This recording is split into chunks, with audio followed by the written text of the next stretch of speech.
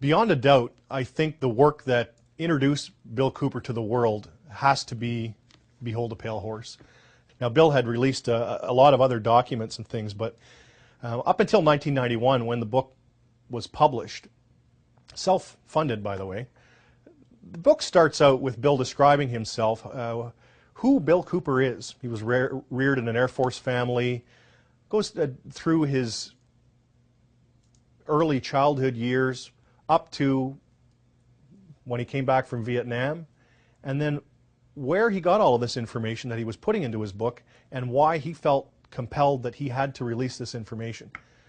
This title is from the book of Revelations, because I have to tell you this, and you may think I'm nuts if you want to, but this is the truth. Either these men are following the book of Revelation. The book of Revelation is it is in the Bible. Mm-hmm. They're either following it, just like a plan, and bringing the prophecies in there to pass to manipulate and control those who believe in those prophecies and neutralize them, so to speak. In other words, if this is written in the Bible and God has ordained it, who am I to resist? It must come to pass, so I'm not going to try to stop it. Okay. What a perfect way to neutralize the opposition right off the bat. Or there really is a God, and what he said was going to come to pass is coming to pass. And I named this, Behold a Pale Horse, from chapter 13 of the book of Revelations. The fourth horse, the fourth horseman of the apocalypse is the pale horse. And I looked, and behold a pale horse, and his name that sat upon him was Death. And hell followed with him, and power was given unto them over the fourth part of the earth, to kill with sword, and with hunger, and with the beasts of the earth. And that is taking place now today. The fourth horseman is riding across the world now. That's what AIDS is all about. That's what all these little brush fire wars all over the world are all about. That's what's happening. That's why cancer cures are suppressed. So it's not hidden at all. It's there for anybody who wants to look. And I get people who still come to me all the time and say, Bill, you're all wrong. It's the Jews. The Jews are subverting the world. Man, it's not the Jews, it's not the Catholics, it's not the blacks. It's these men who belong to the ancient mystery schools, who meet in secret and decide the fate of the world. And they belong to all different races and all different nationalities and all different religions to the public point of view. But in secret, it's a different story. Bill's second major contribution, and arguably his most compelling, was the 42 hours worth of dedicated broadcasts into the history, origins, and agendas of secret societies. The series was simply called Mystery Babylon, and began with an interpretation of the Stanley Kubrick classic 2001, A Space Odyssey. To simplify, I guess we could say that Bill took us on a journey through the language, religion, and symbology of the elite, the power structure. What do these people believe? He started out with something modern and then took us way back into the ancient texts of the mystery schools, ancient Egypt, some of the beliefs and mythology of ancient Egypt, tons and tons of Masonic works and other mystery texts.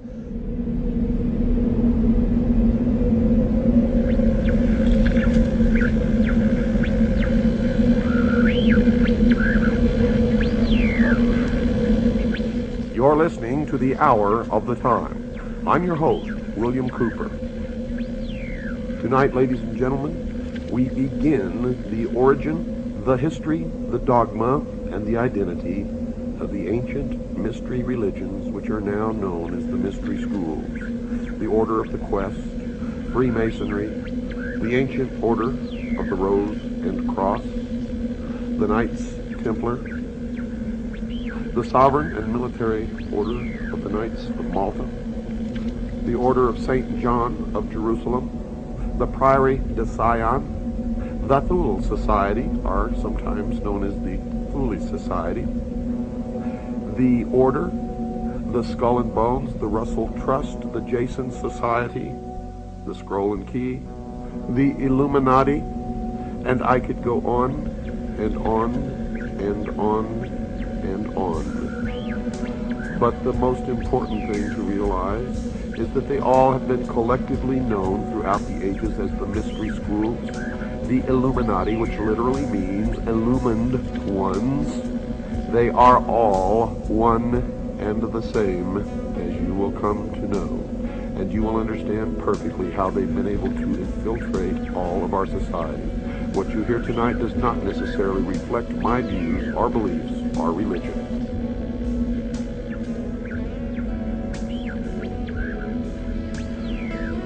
They have ruled from the shadows, you see. And they call themselves the guardians of the secrets of the ages. And their first religion was called astrotheology, or the worship of the heavens. And their first object of worship was the sun. The second object of worship was the moon. And everywhere you see the mystery schools or the mystery religion, you will see the symbols of the sun and the moon, also known as Osiris and Isis. For in the religion of the mystery schools, they believed that man was held prisoner in the Garden of Eden by an unjust and vindictive God. And that man was not told by this unjust and vindictive God that he could have the same powers. And man was set free from the bonds of ignorance by Lucifer through his agent Satan, and many believe that the two are the same. And that's okay, because maybe they are.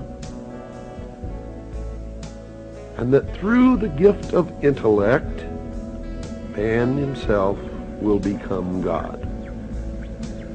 Now, for those of you who understand what I am imparting to you now, you may not even have to listen any farther, for it explains everything that has ever happened in the history of man, and everything that is happening now, and all that is to happen in the future.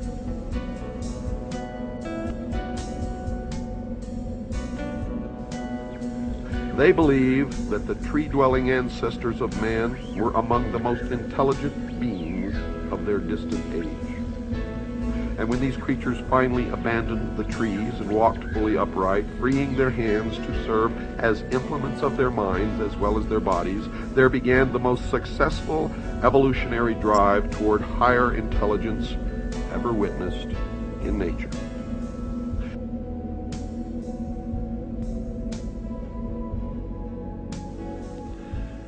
Now notice, Lucifer was called the son of the morning star. It was also called the morning star, and there is a great mystery here, because Christ also called himself the morning star.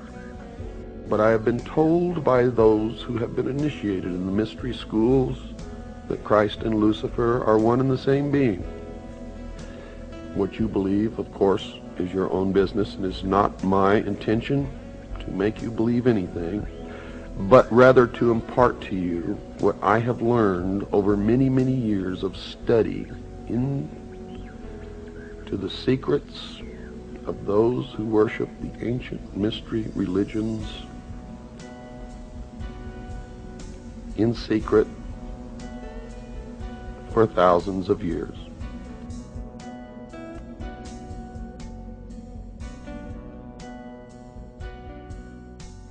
I do not advise you what you should believe or not believe.